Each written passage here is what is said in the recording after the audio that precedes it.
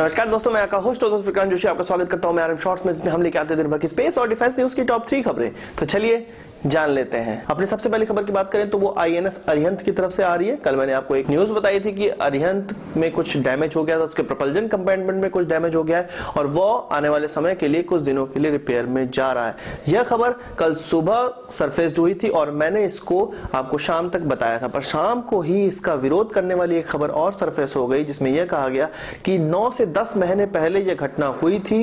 तब यह विशाखापट्टनम हार्बर पे डॉक हुआ था और इसका रिपेयर का वर्क चल रहा था और अब यह पूरी तरह से समुद्र में जाने को तैयार है या समुद्र में जा भी चुकी है। तो सुबह की खबर पे मैंने आपको वीडियो बना कर दी और शाम को ही एक नेक्स्ट खबर सरफेस हो गई, जिसके बारे में कमेंट में भी कई लोगों ने मुझसे कहा था। तो उस समय मैं वीडियो नहीं बना सकता था, इसलिए अभी आज के दिन की वीडियो में उसकी आपको जानकारी दे रहा हूं। एक्चुअल में नई खबरों में यह पता चला है कि आईएनएस अरिहंत की खबर उस समय उड़ी थी जब आईएनएस चक्र विशाखापट्टनम पोर्ट पे आया था डैमेज होके, और आईएनएस चक्रा डैमेज हुआ था अक्टूबर 2016 में, जिसकी खबर हम लोग को मिल पाई थी लगभग सितंबर से अक्टूबर के बीच में 2017 में।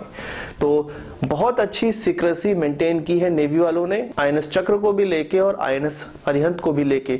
यदि यह खबर सच है जो कल रात में सरफेस हुई है कि अब अरिहंत सेल करने के लिए बिल्कुल तैयार है, समंदर में गोते लगाने के लिए अब बिल्कुल तैयार है, तो यहाँ पर एक चीज हम लोग को देखने को मिलती है कि नेवी कितनी अच्छी सिक्रेसी मेंटेन कर लेती है। और दूसरी बात, एक और चीज, कोई चीज खराब हो गई है तो उसके बारे में मत बताओ आगे, और जब वो सही हो जाए तब उसकी न्यूज बाहर दो। इस तरह के कुछ फंडे पे काम कर रही है अभी नेवी, और मेरे हिसाब से तो नेवी को ये वाली जानकारी भी नहीं बाहर देनी चाहिए थी जो कि कल निकलकर सामने आई थी सुबह में कि इसमें कुछ खराबी हो गई है।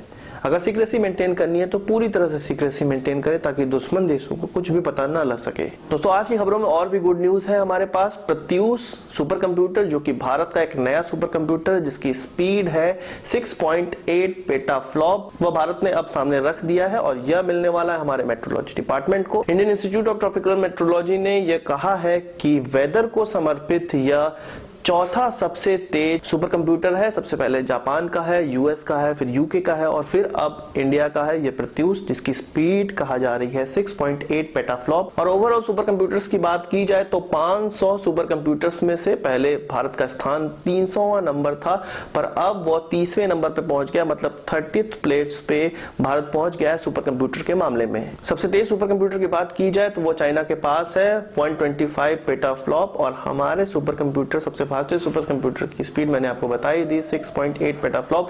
तो समझ सकते हैं आप कि कितना ज्यादा अंतर है सबसे तेज कंप्यूटर और हमारे कंप्यूटर्स के बीच में। इस मशीन का एक भाग लगाया जाएगा IITM पुणे में, जिसमें 4 पेटाफ्लॉप की हाई स्पीड कंप्यूटर लगाया जाएगा, और दूसरा भाग लगाया जाएगा national centre for medium range weather forecast Noida में, और यहाँ पर जो लगाया जाएगा सुपर कंप्यूटर वो 2.8 पेटाफ्लॉप का होगा, और दोनों कंबाइन करके ये 6.8 पेटाफ्लॉप की एक पूरे सर्वर कंप्यूटर बन जाता है। इस नए सिस्टम के माध्यम से भारत की मैपिंग 3 किलोमीटर रेजोल्यूशन तक की जा सकेगी और पूरे ग्लोब की मैपिंग 12 किलोमीटर रेजोल्यूशन तक की जा सकेगी। एक सैटेलाइट फुटेज में ये देखने को मिल रहा है कि डोकलाम स्टैंड ऑफ जहां पर हुआ था, वहां के जो सबसे नजदीकी एयरबेस है भारत का हसीमारा में, वहां पर भारत ने Su-30 MKI को तैनात कर दिया है। कहा जा रहा है कि 4 इस तरह के विमान वहां पे तैनात किए गए।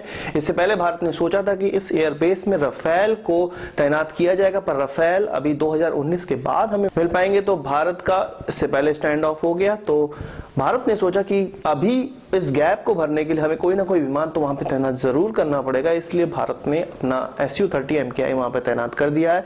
इससे पहले एक सैटेलाइट फुटेज में यह भी निकला था कि अभी तक चाइनीज सेना उस सीमा के पास है जहां पर डोकलाम स्टैंड ऑफ हुआ था, यानी कि चाइना वाले अपने ट्रूप वहां पे तैनात किए हुए हैं, इसलिए भारत को भी थोड़ा सा सतर्क होना चाहिए, और इसी कारण से भारत भी अपना वहां पे तैनाती अब बढ़ा रहा है। वो सैटेलाइट फुटेज ली गई थी अक्टूबर 2017 में, पर यह कहा जा रहा है कि शायद अगस्त 2017 के बाद ही भारत ने वहां पे तैनाती स्टार्ट कर दी थी। तो बहुत अच्छी बात है, भारत चाइना को काउंटर करने के लिए अपना पूरी क्षमता का प्रयोग कर रहा है। दोस्तों, 3 खबरों के बाद अपनी बोनस खबर की बात कर लेते हैं। हमारी सारी बोनस खबर बीएचईएल की तरफ से आ रही है। बीएचईएल जो कि पावर सेक्टर की एक बड़ी कंपनी है, उसको प्रोजेक्ट मिलने में थोड़ी दिक्कत हो रही है क्योंकि भारत में पावर प्लांट के प्रोजेक्ट अब कम होते जा रहे हैं, इसलिए उसके तिरुचिरापल्ली यूनिट में कम प्रोजेक्ट मिल रहे हैं उसको। इसलिए वो अब डिफेंस सेक्टर में भी, डिफेंस सेक्टर की जो भी फैब्रिकेशन की प्रोग्राम है उसको करेगी। बीएचईएल के त्रिची प्लांट में जितना प्रोडक्शन निकलना चाहिए उस हिसाब से वहां पे प्रोजेक्ट उपलब्ध नहीं है, इस कारण से वर्कर भी खाली बैठे हुए हैं और उससे एसोसिएट